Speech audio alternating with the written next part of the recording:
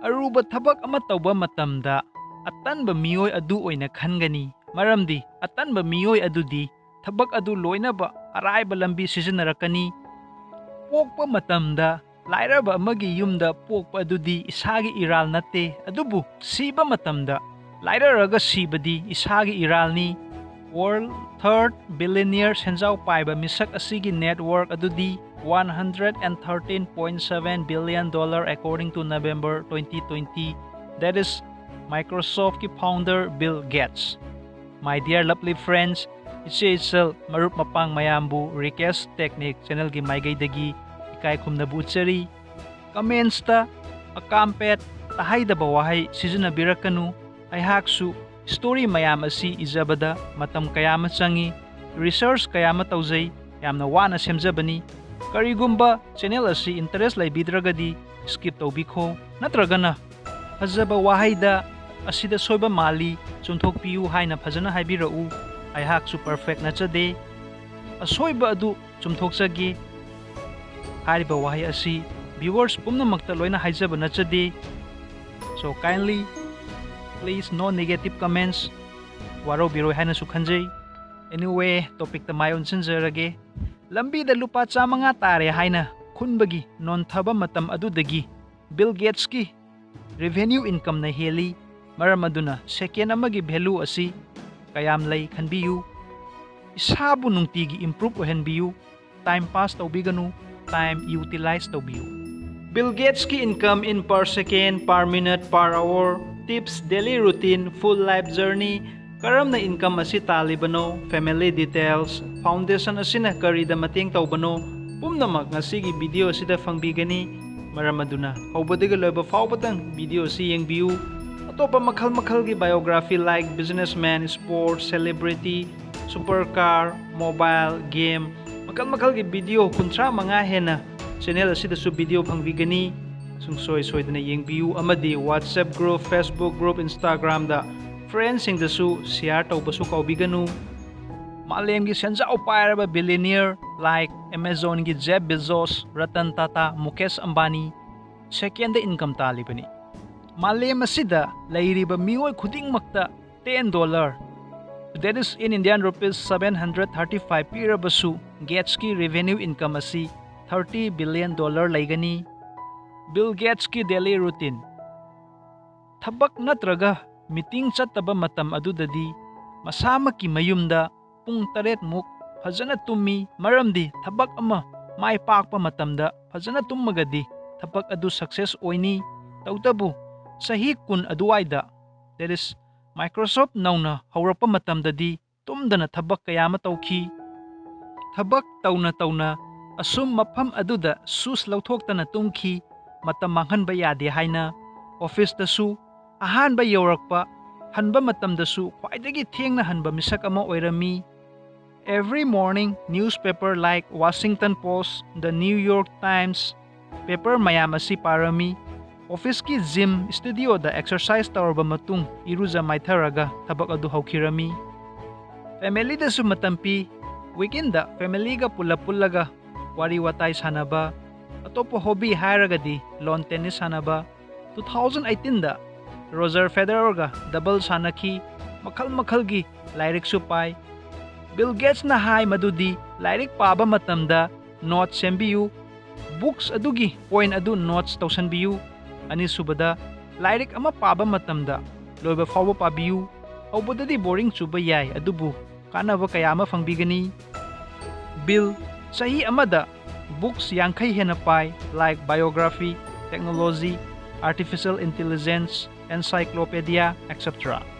Bill Gates ki tips. Number 1, kunsida may pake hairabadi risk lawbatay, risk lawbada kirabadi kaydaw nungda ehenba success person oibang ngamloy. Number 2, kaydaw nungda miyoy atopaga isaga sangdam nabiganu, sangdam narabadi isa na isabu insult tawbani. Number 3, thabak ama may pakpada harawa phongdokpadi yay. May thiba matamdasu kari maramdagi soibano thigatpiyu. Asoiba adudagi tambiyu. Asoiba thabak adu hanjan-hanjan na tawrabadi pangbakawi. Number 3, aihak office ta layrabasu, lambi satlabasu, matam pumnamakta लाइरिक असुम पुरागा चटली मरमदी लाइरिक हाइबा पोसक असी मियोइबा अखोइगी पुंसी असिदा अवोनबा अमा पोरकपा ngamgani. Number 4. मियोइबा खुदिंगमक्की प्रॉब्लम सॉल्व तौबियु अदुकांदा बिजनेस अदु चाउखटपा हेनगनी. Number 5. इसाना पेशेंस थंबियु इसागी थबक अदुगी. Number 6. याम कन्ना होटनबियु मिंगोंदा ब्लेम तौबिगनु अतोपा कंपिटिटर्स तगी तंबियु. अमदी Number 7. अहै असिंग मियोइबु हायर तौबियु मदुदा नुंगतिगी अनौबा आइडिया पुथोकलगा थबक अदु चुमथोकपियु. करिगुंबा अमतंग इरमदा मसिगी थौना लेरबा यूट्यूबर सिंग मदुदी अहानबदा Number 1 खदांग कलेक्शन चैनल असिदगी एंटरटेनमेंट वीडियोस कैम फंगबिगनी. अनि सुबदा लाइरेन जीजी चैनल असिदगी गेमिंग चैनल फंगबिगनी. अहुम सुबदा मिस्टर कारण मैन चैनल असिदगी फनी वायरल वीडियोस कैम फंगबिगनी. अमदी मरी सुबदा वाकम्बम अरुण मैते चैनल असिदगी हेल्थ मेडिसिन की मतंगदा कानरबा वीडियो कयाम फंगबिगनी. मरम अदुना वीडियो मयाम असि येंगबियु मुदि सब्सक्राइब तौबियु लिंक पुमनमक डिस्क्रिप्शन दा पुमनमक फंगबिगनी. हौजिक मयामना बिल गेट्स की बायोग्राफी तामिनरसी. अहाकी मिंग बिल गेट्स असेंगबा मिंगना विलियम हेनरी गेट्स 28 October 1955 सेटली वाशिंगटन US ता अहाक पोखी. बाबागी मिंगना बिल गेट्स सीनियर इमागी मिंगना मेरी मैक्सवेल. इमागा यामना क्लोज ओइरमी. इमा असी मतम अदुदा थौना लैरिबी इंस्पिरेशनल लीडर सु ओइरमी. बाबादी लॉयरनी. अहाकी इची अमा लैरमी महाकी मिंगना क्रिस्टी. इचनुपी अमसु लैरमी महाकी मिंगना लिबी. अहाक पिगलिंगाइदगी हौना नुंगाई याइफना हौरखी अखोय फैमिली असी. अहाकी स्कूल की मिंगना लेक साइड स्कूल कवी. मफम असी वाशिंगटन US ता लई. लाइरिक पाबा यामना पामलमी मरम अदुना स्कूल की लाइब्रेरी दा चटलगा कुइना लाइरिक पारगा मतम लेलमी. In the year 1969 अदुवाइदा हाई स्कूल काबा मतमनी. मतम असी मियोइबना थादा अहानबा काबा मतमनी. असिदा माई पाकिबा असी कंप्यूटर की मतेंगननी. मरम अदुना स्कूल अदुदा कंप्यूटर क्लास नौना तंबगी हौखी. अहाकना खंगिंगबा हेनमंदना कंप्यूटर क्लास लौखी. मतम पुंबदा कंप्यूटर क्लास अदुदा असुम लैखी. नोंगमा अैंगोंदगी चही अनिमुक हनबा पॉल एलेन कौबा सीनियर अमा फंगनखी. पॉलगा अैगा इमानबा गुमना तिनखी. इन द year 1970 मतम अदुदा अैहाक चही 30 सुबता ngairi. पॉल अमदी अैहाक अैखोय अनिना ट्रेफ ओ डाटा कौबा कंप्यूटर अमा पुथोखी. कंप्यूटर असी लंबीगी ट्रैफिक इन्फॉर्मेशन की दमक सेमखिबनी. मदुदा $20,000 फंखी इन इंडियन रुपीस 14,69,824. स्कूल तंबा मतमदगी हौना सेल तानबा हौखी. इन द year 1972 पॉल अमदी अैहाक कंपनी नौना हांगबगी वाखल लैखी. मतम अदुदा इमा अमदी बाबाना याखिदे. मरमदी चही नौरी ओइनी ओइरसु खंगदे. कॉलेज तंबा लोइखो हायरमी. अैगी बाबासु लॉयर अमनी. इन द year 1973 दा हाई स्कूल की एग्जाम दा फुल मार्क आउट ऑफ 1600 दा 1590 मार्क फंगलमी. ममा अमदी बाबा याम हरावरमी. मार्क यामना फंखिबा अदुगी मतुंग अैहाकपु हार्वर्ड यूनिवर्सिटी दा मिंग चनबिखी. ग्रेजुएट इन लॉ तंबा लोयरगा लॉयर ओइनबा बाबाना सिलमी. लॉ की कोर्स असी अैहाक तंबा हौगतखी. मदुदा अपाम्ब ओइखिदे. कंप्यूटर क्लास दा चटलगा मखल मखल के कंप्यूटर कोर्स तमखी. इन द year 1974 दा मैगजीन अमा फंगनखी. मदुदा मालेमगी अहानबा मिनी कंप्यूटर एल्टर 800 कंप्यूटर्स कौबा असी एट रॉबर्ट्स कंपनी ना लॉन्च तौरे हाइना. कंपनी असी हेनरी एडवर्ड रॉबर्ट्स कौबा मिसक असिना कंप्यूटर असिगी सॉफ्टवेयर पुथोकनबा मैगजीन दा हापखिबनी. पॉलना इन्फॉर्मेशन असी उखी अमदी बिल गेट्स अैंगोंदा पाव असी तमलखी. अैखोय अनी यामना हरावखी. मरमदी मिनी कंप्यूटर असी युम खुदिंगमक्ता सिजिनरगनी. बिजनेस सु यामना चाउखटलनी खंखी. अैखोय अनी कंपनी असिगी मियोइगा उनखी अमदी मखोयदा थाजबसु पीखी. मदुदी बेसिक सॉफ्टवेयर सेमलगनी हाइना. Harvard University-da tha ani chupna tumba chaba khangdangai hotnakhi. Software adu Altier 800 computers aduda yaki asumna Paul amadi Bill Gates aikhoi ani Microsoft company asi asumna hodokhibani. Matam aduda mayamna computer asi masak khangnaba hauki. Sahi 38 subata ngairi aihak marakta college su tamba tokhi. Tha kharagi matung Paul cancer gi anaba ama narakpadagi Microsoft tagi resign tawki. Tawruba thabak khuding makta mai pai haibasu nate business haibasidi problem kaya ma thengnai mayamna karamna sizinai khanglamdabagisu awabam oirami adubu tapna 1 million computer sale oiki. Computer khuding makta Microsoft ki software asi install tawbana asidagi phangba commission adudagi tapna develop orakpana hauzik mayamna Bill Gates ki Microsoft haina khangnaribasini.